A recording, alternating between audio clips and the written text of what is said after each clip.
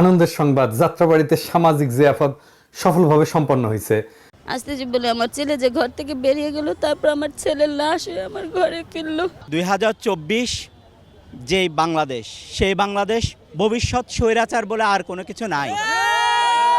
এখন যারাই স্বৈরাচারিতাকে তার রাজনীতির টুল বানাবে, তারাই হচ্ছে যে ধসে যাবে। দালাল দুশোটা কিছু ইন্ডিয়াতে আছে পলাতক, তারাই এটা বিভিন্নভাবে করানোর চেষ্টা করছে। তবে আমরা যতটুকু পারি, আমরা যদি সংঘবদ্ধ থাকি, ইনশাল্লাহ তারা বেশি দূর আগাতে পারবে না। এই যে ডেইলি স্টার, প্রথম আলো, বাংলাদেশকে জঙ্গিবাদ খোঁজা এবং ইসলামের বিরুদ্ধে যে অপপ্রচার, 2 সপ্তাহ আগে থেকে আমরা এটা হচ্ছে আমাদের প্রচারণা শুরু করছি এবং কি আমাদের কার্যক্রম শুরু করছি। কিন্তু গতকাল রাত থেকে আমাদের ডিরেক্ট আমরা যেখানে রান্না করব, এই রান্নার প্রসেসিং সব কিছু গতকালকে থেকে শুরু হয়েছে। অসহায় যারা আছে, দুস্থ যারা আছে, সবার জন্য এখানে কোনো ভেদাভেদ নেই। আমরা এখানে আমাদের ভারতীয় আগ্রাসন রুখে দিতে হবে বাংলাদেশ থেকে। এটা আপনারা দেখতে পাচ্ছেন, আমরা ভারতীয় আগ্রাসন ইতিমধ্যেই এই বাংলাদেশের মধ্যে বিভিন্ন জায়গায় বিস্তার করে আছে। এগুলোকে আমরা এখন আমরা জুলাই বিপ্লবের পরও এগুলোকে আমরা বাংলাদেশ থেকে রুখে দিতে পারিনি। সেই সাথে আমরা প্রথম আলো এবং ডেইলি স্টার এই দুইটার যারা মাহফুজ আনামার মতি আছে, এদের আমরা পদত্যাগ চাই। যে প্রত্যেকটা নিউজের মধ্যে জুলাই বিপ্লবের নিউজগুলো, সবগুলো নিউজের মধ্যে দেখছেন আপনারা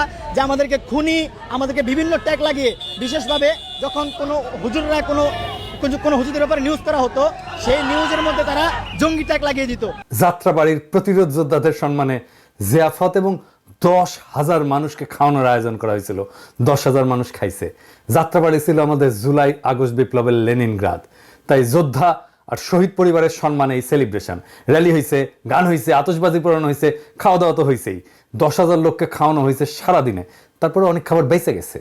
এলাকার মাদ্রাসাগুলোতে দেওয়া হয়েছে খাবার। আমি অবাক হইলাম, 10,000 মানুষ তো কম না, তারপরেও খাবার বাঁচে কেমনে? আয়োজনে যারা ছিল তারা বলছে খোদা তাআলা বরকত দিছে। হয়তো দিচ্ছেন। যারা দান করছেন আমি তাদের কাছে কৃতজ্ঞতা জানাই। আধার প্রদীপ ফাউন্ডেশন বাংলাদেশ টিম কাজে সাহায্য করছে, তাদেরকেও আমি কৃতজ্ঞতা জানাই। পর্যটন কর্পোরেশনের শেফরা হিসাব বিনা পারিশ্রমিকে রান্না করে দিয়ে গেছেন, পর্যটন কর্পোরেশনকে আমাদের কৃতজ্ঞতা। শহীদ পরিবার যারা আসছেন তাদের কাছে কৃতজ্ঞতা। পুলিশের তরফে নিরাপত্তার জন্য ব্যবস্থা করা হয়েছে, উনারাও শহীদ পরিবারের পাশে বসে খাইছেন। এক অপূর্ব দৃশ্য। এইভাবেই অবিশ্বাস আর সন্দেহ কাটবে। আইজিপি সাহেব নিজে ফোন করে খবর নিছেন, উনারাও আমাদের কৃতজ্ঞতা। এত বড় আয়োজন আমরা করতে পারবো এটা আমরা ভাবি নাই, কিন্তু হয়ে গেল, খোদা তাআলা মিলাই দিলেন। আমি খালি ভাবতেছি খাবারে এমন বরকত আসলো কিভাবে। আমাদের এরপরের জিয়াফত রামপুরায়। আমরা তারিখ দেব তাড়াতাড়ি। রামপুরার ভাই বোনেরা রেডি হন। এইবার আসেন আসল আলাপে, গুপ্ত হত্যা নিয়ে আলাপ করি। আপনারা শুনছেন এর মধ্যে সারা দেশে গুপ্ত হত্যা হইতেছে, ছাত্ররা মারা যাইতেছে বেঘরে। কয়েকজন মারা গেছে, কেউ মার খেয়েছে, কেউ হত্যার হুমকি পাইছে। ফেসবুকে লাইভে প্রকাশ্যে আওয়ামী লীগের অমির রহমান পিয়াল হত্যার নির্দেশ দিচ্ছে। শোনেন। আমাদের এই জয় বাংলা, আমি মনে করি এই জয় বাংলার এক্সটেনশন হতে হবে ওই রকম দালালদের হত্যা করা। যে লোকগুলা আমাদের এই মেটিকুলাস প্ল্যান বলে একটা, মানে কি বলে, গেট ব্যাক বাংলাদেশ বইলা ইস্ট পাকিস্তানের দিকে ফেরত দিচ্ছে, মানে 54 বছর আগে নিয়ে যাচ্ছে। এদের বিরুদ্ধে লড়াই করতে হবে এবং দ্যাট ইজ একেবারে খুঁজে প্রতিটা গ্রামে, প্রতিটা মহল্লায় এই দালালদের হত্যা করা হলো গিয়া মিশন হওয়া উচিত। দ্যাট উইল মেক এ মুক্তিযোদ্ধা। এবং এই মুক্তিযুদ্ধের প্রথম কলেমা হচ্ছে জয় Bangla. That is the campaign we are doing. Swiss আইনে, ইউরোপিয়ান আইনে এটা অপরাধ, চরম অপরাধ। আমরা জানতে চাই বাংলাদেশের পররাষ্ট্র মন্ত্রণালয় কি করছে এটা নিয়ে। আমরা প্রকাশ্য বিবৃতি চাই। আমরা চাই পররাষ্ট্র দপ্তর সুইস অ্যাম্বাসাডারকে ডাইকা ভিডিও দেখাক সাবটাইটেল দিয়া, জানতে চাক তোমরা কি করছো। সুইজারল্যান্ডের বাংলাদেশি ডায়াসপোরা আপনাদের ট্যাক্সের পয়সায় তারা ভাতা দেওয়া হয়, সে আরেকটা দেশে সেই সুইজারল্যান্ড থেকে হত্যার হুমকি দিবে। ছাত্ররা মিছিল করতেছে, নিরাপত্তা চাইতেছে, কিন্তু ছাত্ররা কেন অমির রহমান পিয়ালের এই প্রকাশ্য হত্যার নির্দেশের বিরুদ্ধে পররাষ্ট্র মন্ত্রণালয় কি করছে তার জবাব চায় নাই। যাই হোক, আসেন আমরা দেখি হামলাগুলো কারা করতেছে। আমি মনে করি না যে অমির রহমান পিয়ালের হুমকিতে বাংলাদেশে কেউ কিছু করবে। ওই ক্ষমতা ওই হেডম অমি পিয়ালের নাই। রাজনীতিতে এইসব ভাব নিতে হয়, সে নিছে। এই ভাব আর পশ্চাতে হামদায় দিতে হবে, সেটা পররাষ্ট্র মন্ত্রণালয় করুক, না করলে আমরা দেখব। তবে যা রটতেছে তার মধ্যে কিছু ঘটনা আছে যা নিজেদের মধ্যে মারামারি, ছিনতাই, আবার কিছু সত্যি গুপ্ত হত্যা। এর মধ্যে আমি সাদমান বলে একটা ছেলে, এই যে লড়াইয়ের ফ্রন্টলাইনার, তার একটা স্ট্যাটাস দেখলাম যে তার উপরে হামলা হয়েছে আর সে মৃত্যু ভয় করতেছে। আমার যেহেতু তার সাথে যোগাযোগ আছে এবং ওই ছেলেটার ভিডিও আমি ইউজ করছি, কিন্তু ছেলেটাকে পুলিশ আর্মার্ড কার পেইন্ট দিয়া অকার্যকর করে দখল করে নেওয়া সেই যুবক দেখেন।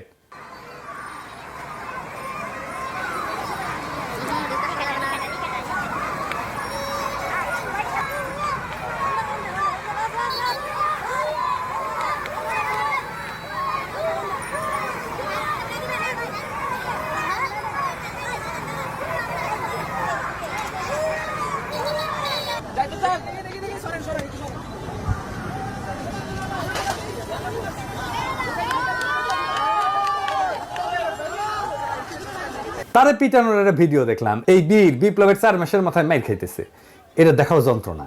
যাই হোক, ওর সাথে কথা কইলাম, সে বলল বিস্তারিত, সেটা আপনারা ভিডিওতেই দেখেন, শুনেন। আসসালামু আলাইকুম, আমি সৈয়দ সাদমান সাকিব, আমি ইউল্যাবের একজন স্টুডেন্ট। গত 1 ডিসেম্বরের যে একটা ঘটনা ঘটে, আমার উপরে কিছু বড় ভাইরা, আসলে আমার ইউনিভার্সিটির সিনিয়র বড় ভাই তারা, তো তাদের সাথে বাকবিতণ্ডা এবং একটু ভুল বোঝাবুঝির কারণে আমাদের মধ্যে একটু রেষারেষি হয় এবং মারামারির পর্যায়ে চলে যায় বিষয়টা। তো সেই জায়গা থেকে আসলে অনেক ঘটনা অনেক দিকে চলে যায়, অনেকে অনেকভাবে জিনিসটাকে মিস ইন্টারপ্রেট করা শুরু করে। কয় তারিখ? 20 তারিখ। আজকে 20 তারিখ আমরা সবাই একত্রিত হয়েছি বিষয়টার সমঝোতার দিকে কিভাবে আগানো যায়, কিভাবে জিনিসটা মিউচুয়াল করা যায়, সেজন্য আমরা আজকে একত্রিত হয়েছি। এখানে কিছু বিষয় আসলে আসছে, সেটা হচ্ছে 1-2 দিন আগে আমি একটা পোস্ট দিয়েছিলাম। তো এই পোস্টের কারণে হয়তো বা অনেকে ভাবতেছে যে তারা ছাত্রলীগ, যেটা আসলে কতটুকু সত্য কি মিথ্যা সেটা কেউই বিচার করতেছে না। আসলে এমন কিছুই না, আমরা সবাই ইউল্যাবের সাধারণ ছাত্র এবং আমরা প্রত্যেকেই আন্দোলনে সক্রিয়ভাবে অংশগ্রহণ করেছিলাম। এবং হয়তোবা হইতে পারে যে এই ঘটনার প্রেক্ষিতে বাইরের অনেক থার্ড পার্টি বা হচ্ছে যারা আসলে ছাত্রলীগের সাথে জড়িত, তারা এই ঘটনাটার সুবিধা নেওয়ার চেষ্টা করতেছে। তা আমি বলবো আপনারা এই ঘটনায় কান দিবেন না। এবং আরেকটা বিষয় যেটা, যে যখন আসলে আমাদের মধ্যে ঝামেলাটা হয়, সেখানে তাদের কাছে একটা ইনফরমেশন আসে, সেই ইনফরমেশনের ভিত্তিতে আসলে তারা আমার সাথে রাগারাগি করে বা মারপিটের পর্যায়ে যায়। তো এই বিষয়ে আমি একটু অনুরোধ করবো বড় ভাই যারা ছিলেন ওই ঘটনার সময়, আসলে চাঁদাবাজির বিষয়টা একটা এলিগেশন আসে সাধারণ শিক্ষার্থীদের কাছে, যে হচ্ছে যে একটা চাঁদাবাজের একটা এলিগেশন আসে, কিন্তু এটা আসলে যাচাই করে দেখা হয়েছে এটা আসলে কোনো ভিত্তিহীন, এটার কোনো ইয়া নাই, এটার সাথে কোনো সম্পৃক্ততা নাই। আমাদের শ্রদ্ধেয় বড় ভাই যে তারেক মনোয়ার ভাই, উনি সদস্য সচিব মোহাম্মদপুর থানা নাগরিক কমিটি। তো ভাইয়া নিজে থেকে আসলে বিষয়টা সমাধান, নিজে দাঁড়িয়ে থেকে বিষয়টা সমাধান করে দিয়েছে। এখন থেকে আমরা যেটাই বলবো, আমরা সবাই আসলে ইউলেবিয়ান, আমাদের মধ্যে কোনো ভেদাভেদ নাই। ভাই নিজে থেকে বিষয়টা আসলে প্রবলেমটা পুরো সলভ করে দিয়েছে। সবাইকে ধন্যবাদ। তার মানে পুরোটাই ভুল বোঝাবুঝি, দুই পক্ষই আন্দোলনের শক্তি। এখন যারা মারছে তাদেরকে বলি, মারপিট পর্যন্ত যায় কেন ভাই? এখন বলতেছো যে চামদার অভিযোগ সত্য না, তাহলে মারতে গেলা কেন? সত্য মিথ্যা যাচাই না করে কাজ করবা না, কেউ না কোথাও না। এরপরে কিন্তু মাপ চাইয়া পার পাবে না, নিজেরা মিউচুয়াল করে নিতে পারো, কিন্তু মাপ চাইয়া পার পাবে না, আমি ধরবো। আরেকটা টার্গেট কিলিং এর খবর অ্যানালাইসিস করলাম একজন সমন্বয়ের অনুসন্ধান থেকেই দেখি। নর্থ সাউথ বিশ্ববিদ্যালয়ের শিক্ষার্থী বইলা খবর উঠছিল এবং দেখা গেছে সে দেখছে যে নর্থ সাউথ বিশ্ববিদ্যালয়ের কেউ না, হয়তো ব্র্যাক বিশ্ববিদ্যালয়ের প্রাক্তন শিক্ষার্থী হতে পারে, তবে এখনকার ছাত্র না। এই সমস্ত জিনিসগুলো আরো নিশ্চিত হয়ে ঘটনার গভীরে যে দেখা দরকার যে আসলে কি ঘটতেছে। আবার বলতেছে 3 দিন আগের এআইইউবি শিক্ষার্থী ঘটনায় টার্গেট কিলিং এর শিকার বলে ছড়ানো হয়েছে। পুলিশ ইতিমধ্যেই হত্যাকারীকে আইনের আওতায় নিয়ে আসছে। পুলিশের বক্তব্য অনুযায়ী হামলাকারীর বিরুদ্ধে ছিনতাইয়ের 9টি মামলা করা আছে। সুতরাং হামলাকারী ছিনতাই রিলেটেড কারণে এই ঘটনা ঘটাইছে বলে অনুমান করা যায়। তৃতীয় ঘটনা ইস্টার্ন ইউনিভার্সিটির শিক্ষার্থী, এখানে ছড়ানো হয়েছে যে ভারত বিরোধী পোস্টের জন্য হয়তো তাকে টার্গেট কিলিং করা হয়েছে তার ফেসবুক পোস্ট দেখা, কিন্তু এটা নিতান্তই ছিনতাইয়ের ঘটনা এবং ছিনতাইকারী হত্যাকারী ধরাও পড়ছে। তো ছাত্রলীগের হামলা কিন্তু আছে। কিছুক্ষণ আগে খবর পেলাম আসলে ছাত্রদল নেতাকে কুপায় হত্যার চেষ্টা করা হয়েছে। টার্গেট কিলিং বা গুপ্ত হত্যা হচ্ছে বলে আমি মনে করি। আওয়ামী লীগের ইতিহাস তাই বলে, তারা সব সময় ইতিহাসে করে আসছে।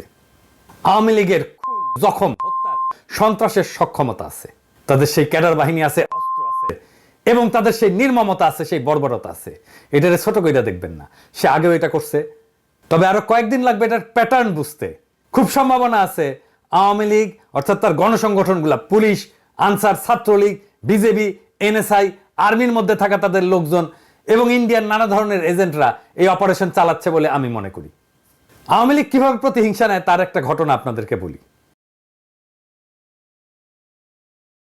1974-এর দুর্ভিক্ষে বাসন্তীর একটা আইকনিক জাল পড়া ছবি ছাপা হয় ইত্তেফাকে।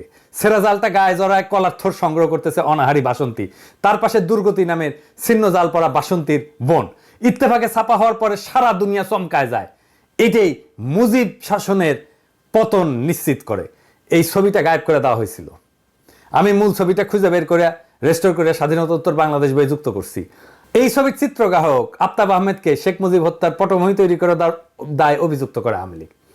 এই ছবির চিত্রগ্রাহক আফতাব আহমেদ, তার পরিণতি কি হয়েছিল জানেন? 2013 সালে নিজ বাসায় রহস্যজনকভাবে খুন হয়, বলা হয় ডাকাতি। বাসায় একাই থাকতেন। এটা কি খুব স্বাভাবিক ঘটনা বলে মনে হয়? সব খুনেরই মোটিভ থাকে। এই খুনের মোটিভ প্রতিহিংসা। আওয়ামী লীগ প্রতিহিংসা পরায়ণ একটা দল। এইটা শুধু আমার কথা না, মুরব্বী মির্জা ফখরুলেরও কথা। শেখ মুজিবের উৎখাতে যারা জড়িত ছিল তাদের সন্তানদের পর্যন্ত হত্যা করছে। আফসানার ঘটনা আমি একটা এপিসোড করছি। এটাই হাসিনা চালায় যাবে। হাসিনার পলায়নের প্রতিশোধ হাসিনার দলের গুন্ডারা নিবে। অনেকেই মনে করে একটা বেটার আওয়ামী লীগ তৈরি হলে খারাপ না, হয়তো সোহেল তাজগিরের একটা বেটার আওয়ামী লীগ তৈরি হবে।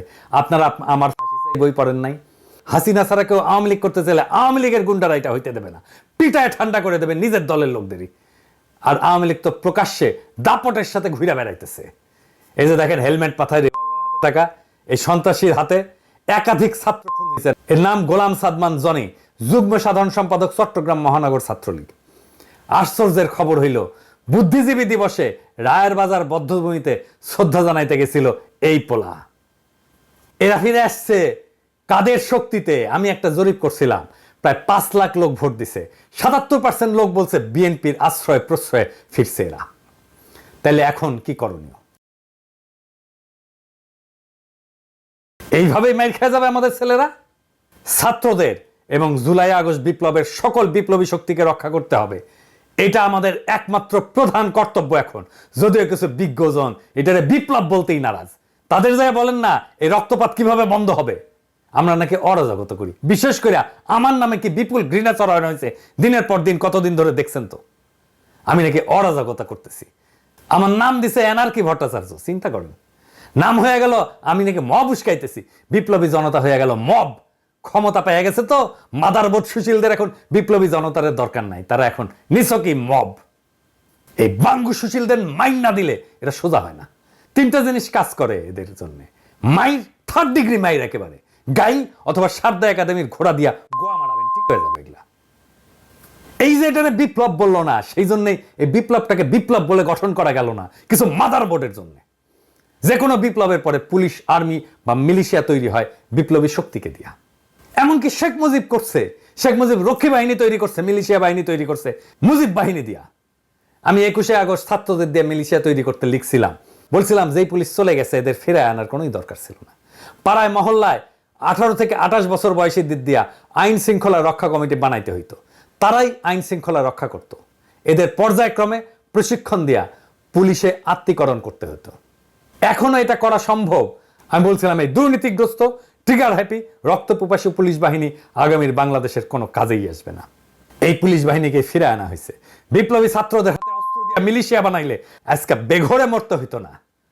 আমি বলছিলাম পাড়ায় পাড়ায় কমিটি করে ফেলতে। বিপ্লবের পর কেউ করে নাই ছাত্ররা। বলছে এটার মধ্যে নাকি ছাত্রদল, ছাত্র শিবির ঢুকে যাবে। আমি বলছিলাম উপজেলা, জেলা, বিভাগ, তারপরে জাতীয় সমাবেশ করতে, করে নাই। বলছিলাম বিজয়কে সেলিব্রেট করতে, করে নাই। সারা দুনিয়ায় কোনো বিজয় সেলিব্রেশন হয় না প্যারিস ছাড়া, শুধুমাত্র প্যারিসে হয়েছে 5ই আগস্ট। এই যে এইটা